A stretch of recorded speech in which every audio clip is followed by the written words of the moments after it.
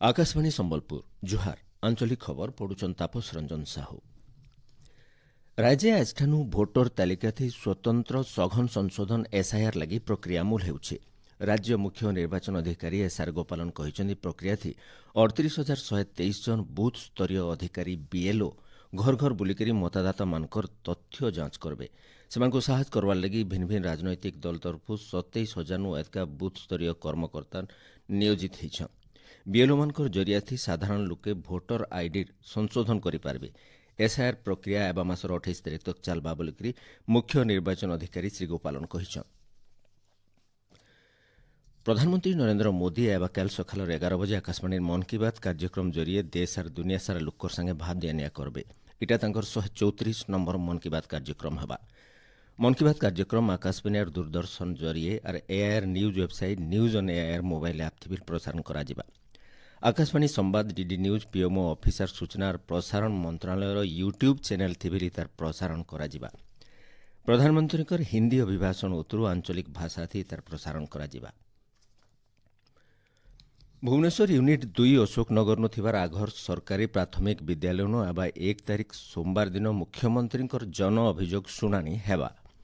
जनशुणाणी सकाल 8 बजे मूल हेबा। गला एप्रिल 27 तारिख हेबार के थिबार शुणाणी लगी आघनु पंजीकरण करिथिबार आवेदनकारी माने ई दिन निजर अभियोग जनै पारबे।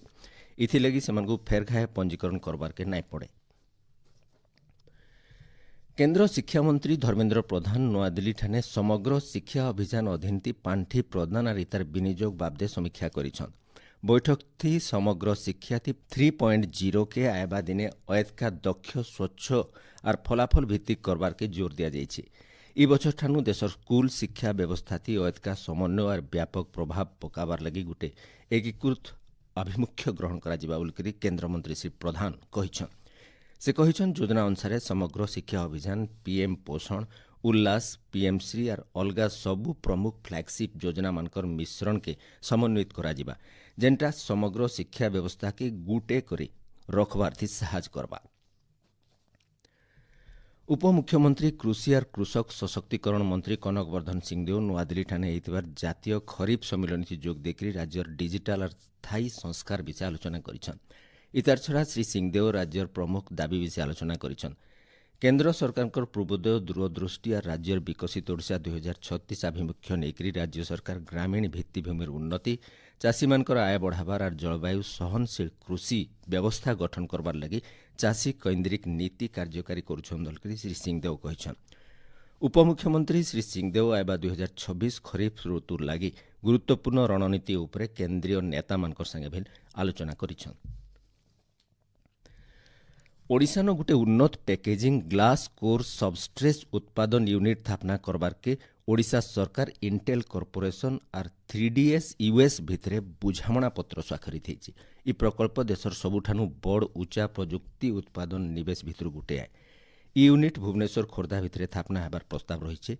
केन्द्र इलेक्ट्रोनिक्स आईटी मंत्री अश्विनी वैष्णव मुख्यमंत्री मोहन चरण माझियार इंटेल सीओंकर उपस्थिति थी ई बुझामणा पत्र स्वाक्षरित होइतिला। सुवर्णपुर जिल्लानु भोटर तालिकार स्वतंत्र सघन संशोधन कार्यक्रम के सफल करवार लगी जिला प्रशासन तरफु लोकर सहयोग और समर्थन कामना करा जाइछि। घरे घरे जाइकरी जांच करुथबार बीएलओ मानकु सभे सहयोग करवार लगी प्रशासन तरफु अनुरोध करा जाइछि।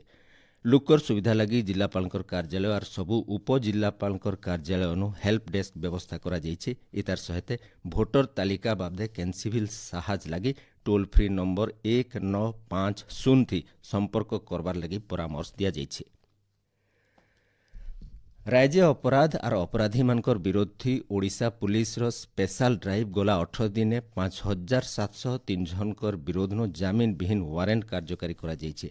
फेरार थिबार 520 जन अभियुक्त को धरा जाकरी कोर्ट चालान करा जाइथिबार बेले 957 जन अभ्यासगत अपराधीकर विरोध नो 129 भारतीय नागरिक सुरक्षा संहिता अनुसार कार्यानुष्ठान निया जाइछि। इतार छड़ा 126 भारतीय नागरिक सुरक्षा संहिता अनुसार 2620 जनकर विरोध नो पदक्षेप निया जाइछि।